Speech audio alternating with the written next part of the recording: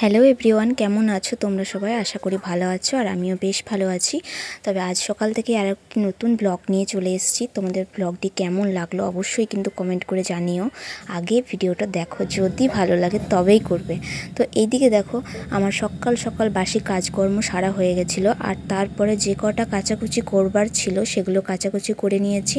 আর এইদিকে আদির খাবারের জন্য দুধটা গরম করে নিচ্ছি। আসলে যেই জায়গায় আমি দুধটা কিনি ঘরোয়াতে, তো যাই হোক মানে ঘরোয়া দুধ, তো সেখানেও দুধটা খুবই পাতলা দেয়, তো সেই কারণে খুব ভালোভাবে দুধটাকে পুরো ঘন করে ফুটিয়ে নিচ্ছি। তারপরে ওই খাবারটায় দিয়ে একটুখানি ভিজিয়ে তারপর আদিকে খাওয়াবো। তো যাই হোক, এদিকে চাটা খাওয়া কমপ্লিট, আমার হাজব্যান্ডের খাবারও আমি রেডি করে দিয়েছি। আজ একটু অন্যরকমভাবে মুড়িটা খেয়েছিলাম, তোমাদের সাথে শেয়ার করা হয়নি। চানাচুর দিয়ে খেয়েছিলাম, আসলে আজকে তরকারিটা বেশ জুতের লাগেনি, তো সেই জন্য আর কি ওরকমই মানে খেয়েছিলাম, সেরকম একটা জুত হয়নি, তো সেই কারণে ভিডিওতে নিয়ে নিই। আর এইদিকে দেখো, রাত্রিবেলা এতটাই ঠান্ডা করছিল, তবে ফ্যান চালানো কিন্তু বন্ধ নেই আমাদের। তার একটাই কারণ হচ্ছে আদি ফ্যান ছাড়া কোনো মতেই ঘুমাবে না, ফ্যান বন্ধ করলেও উঠে যাচ্ছে, তো ও ঘুমাবে না। তো আমি কি করেছিলাম, মশারির উপরে আমার দুটো নাইটিকে দিয়ে দিয়েছিলাম, মানে ও যে জায়গাটায় ঘুমাচ্ছিল তার উপরটাতেই দিয়েছিলাম, তো সেই কারণে মশারি দেখো খুলেছে, নাইটিগুলোও সরায়নি। আমার হাজব্যান্ডের কাজগুলোই হচ্ছে এরকম, মানে এলোথেলো কাজ, কোনোভাবে ভালোভাবে করে না। তো যাই হোক, ওকে দিয়েই এই বিছানাটা বাগানো করাবো। আর একটা জিনিস তোমরা ইগনোর করে যেও, কারণ মশারিটা প্রচুর পরিমাণে নোংরা হয়েছে, আমিও বুঝতে পারছি। ভিডিও করতে গেছি আর এদিকে আমার খাবার পড়ে গেছে, দেখতে পাচ্ছ? গ্যাস বন্ধ না করে কোনো কিচ্ছু করা চলবে না, যতক্ষণ গ্যাস চলবে গ্যাসের সামনেই দাঁড়িয়ে থাকতে হবে। আর এদিকে আমার হাজব্যান্ডের খাবার রেডি করে দিয়েছি, এই প্লাস্টিকটার মধ্যে ভরে দেবো। আজকে লাউয়ের তরকারি করেছি, ডিমটা নিচেই আছে আর কি। চলো, আর এখানে সকালবেলাতে সবজি কেটে নিয়েছি, বরবটি ভাজা আর এই যে লাউয়ের তরকারি হবে। আর মা যদি হাট থেকে মাছ নিয়ে আসে তখন হবে। তো এতদিন কাজ কমপ্লিট করেছি। আর আজকে একটা জায়গা যাব, একটুখানি আর্জেন্ট কাজেই যাব, তো সেই কারণে একটু তাড়াতাড়ি বাগানো অবস্থান করছি, জানি না কতদূর কি হবে। তো চলো, এদিকে হাজব্যান্ডকে বলার মাত্রই হাজব্যান্ড দেখছি মানে বিছানা তুলতে চলে এসেছে। আর আসলে আমি খুব রেগে গেছিলাম যে বিছানাটা ঠিকঠাকভাবে তুলেও আসুনি, আর এখানে বসে রয়েছে। তাড়া আছে বলেই আর কি রান্নাটা আগেই চাপিয়ে দিয়েছি। এখানে বরবটি ভাজা হচ্ছে, এখানে মানে লাউয়ের ডাল হবে, মুসুরি আর মুগ গোলাই দিয়ে, আর শামুক ঝাল দেওয়া হবে। শামুকটা বেছে রেখেছে মা, তবে এখনও ভালোভাবে কিন্তু ধোয়া হয়নি, মাই ধোবে আশা করি, কারণ আমার সময় হয়ে যাবে, তখন আমাকে চলে যেতে হবে। তো সেই কারণে এখানে রইলো এখন যেমন আছে। ভাতের জল রেডি করেছি, লাস্টে ভাত চাপাবে মা। তো যাই হোক, ওইদিকে রান্নাটা আমি করে নিই, চলো নিয়েছি। আর সর্ষে বাটতে যে আমার যা কষ্ট হলো, তার কষ্টের কারণটা হচ্ছে এই যে দেখো, আজকে সকালবেলাতে কাটা গেছে এখানটা, দেখতে পাচ্ছ? এই যে এখানটা দেখতেই পাচ্ছ, এই যে এখানটা, এই যে এই জায়গাটা, এই যে এখানটা।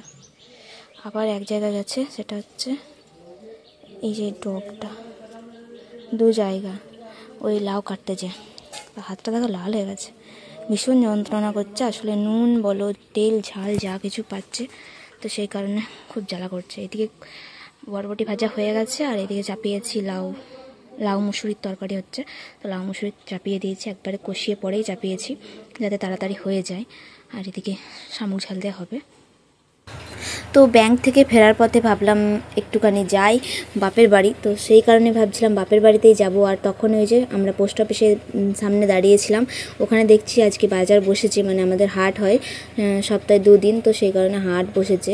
তো তারপরে আমি ফাইনালি বাপের বাড়িতে চলে এসেছি। আসার পর আমার ভীষণ খিদে পেয়ে গেছিলো, কারণ আমি বাড়ি থেকে কিচ্ছু খেয়ে বেরোয়নি, শুধু আদিকে খাইয়েছি, তারপরেই বেরিয়ে গেছিলাম। আর এখানে আমার ভাই বসে আছে, অনেক রকম ডায়লগ মারছে, তোমরা দেখে নিশ্চয়ই বুঝতেই পারছো। তো যাই হোক, এদিকে আমি আদিকে জিজ্ঞাসা করছিলাম যে আদি এটা তোমার কে হয়? বলছে মামা। তো আমি বললাম কার মামা? বলছে আমার। তোমরা নিশ্চয়ই। আর এদিকে মা আমাকে গরম গরম ভাত দিয়েছে, এখনও কিন্তু তরকারি হচ্ছে।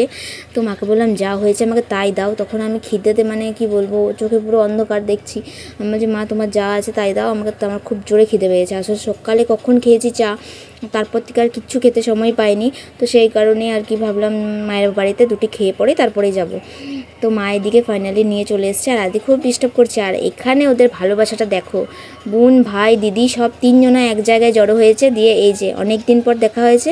তবে যত ঝগড়া তত মানে ভালোবাসা, কী আর বলবো, দুজন মিলে যতই মারামারি করছে আবার ঝগড়াও করছে। এদিকে আমাকে খাবার মা দিয়ে দিয়েছে, দেখতেই পেলে তোমরা।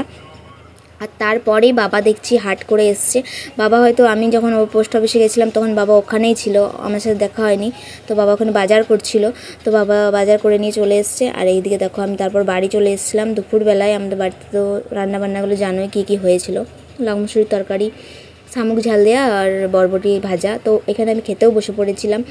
তারপর সন্ধ্যাবেলায় আমাদের যেই সিনটা, শুধু তোমরা ভিডিওটা দেখো তাহলেই বুঝতে পারবে। ওই যে শোলগুলো নিয়ে এসেছে মিস্ত্রি কাকুরা ডিজাইন করার জন্য, সেটাই এখন এই বাড়িতে নিয়ে এসছে আদি। আর আনার পর সবার মাথায় গায়ে সমানে দিয়ে যাচ্ছে, কি বলবো, এত বদমাইশ হয়েছে। আমাকে বলছে খাও খাও চকো চকো, তো এইভাবে মুখে ঢুকিয়ে দিচ্ছে। তারপরে মানে ওর সাথে মজা করতে করতে আমরাও জানি না কখন ছোটো ছেলের মতন মজা করতে শুরু করে দিয়েছিলাম। তার সাথে ছিল আমি, আমার হাজবেন্ড, পায়েল, সবাই ছিল। তো সেই কারণে সবাই মিলেই মজা করছিলাম। আদির এই দুষ্টুমিগুলোতে ভীষণ ভালো লাগে। আদি যখন শরীর অসুস্থ হয়ে যায় একদমই ভালো লাগে না, আর ও যখন সুস্থ থাকে তখন আমার ভীষণ ভালো লাগে। কিন্তু কি করব, মাঝে মাঝে এরকম হতেই পারে না। তো যাই হোক, এখানে দেখো আমার হাজব্যান্ড এই কাজ থেকে এলো, আর আসার পরে আমার মানে কি বলবো, আমার তো রেহাই নেই। আমি ওকে খেতে দিচ্ছি আর করছি, এদিকে আদি কিন্তু ডিস্টার্ব করেই যাচ্ছে। ও বলছে একটুখানি ধরো, আমি বলছি তুমি তো এই এলে, একটুখানি ধরবো কি, তুমি একটু ছেলের সাথে দুষ্টুমি করো। তার সাথে সাথে আমরাও একটুখানি রাগিয়ে দিচ্ছিলাম ওকে। তো ও একটু খাওয়া দাওয়া করে বসে আছে। তো সন্ধ্যাবেলাটা আমাদের এইভাবেই কিন্তু কেটে যাচ্ছিল। তো যাই হোক, এদিকে আমাদের মানে সন্ধ্যাবেলায় মোটামুটি খাওয়া কমপ্লিট হয়ে গেছিলো। আর এদিকে আদির সাথে এরকম মানে সময় কাটাতেই থাকলাম। তো যাই হোক, এরকম করে সব সময় মানে বাচ্চা ছেলেকেও তো সময়টা দিতে হবে। দিন রাত যদি বলি যে ফোন নিয়ে বসে থাকবো, সেটাও তো আর হয় না। তবে বেশি টাইম আমার ছেলে আমার শাশুড়ি মায়ের সাথেই থাকে, আমার সাথে খুব কমই থাকে। তো সেই কারণে আমার মনে হয় যে না, ছেলের সাথে কিছুটা সময় কাটানো উচিত। আসলে কাজের মধ্যেই সব সময় মানে ব্যস্ত থাকলে হবে না। তো যাই হোক, এখানে আমরা সত্যি করে খুব মজা করেই কাটালাম। তো তারপরে আদি দেখো আমার উপরে মানে চুল টেনে ছিঁড়ে দিচ্ছিল, আর পায়েলে আমার উপর আবার আরেক গাদা দিয়ে গেল। তো দেখতে পাচ্ছ এই যে দেখো কী অবস্থা করছে আমার। তো যাই হোক, ভিডিওটা এত দূরই কেমন লাগলো অবশ্যই কমেন্ট করে জানিও। আর যদি ভালো লেগে থাকে তাহলে অবশ্যই একটা লাইক করে সাবস্ক্রাইব করে আমার চ্যানেলটার পাশ থেকো। পরের কোনো একটি ব্লগে আবারও দেখা হবে। আজকের মতন টাটা।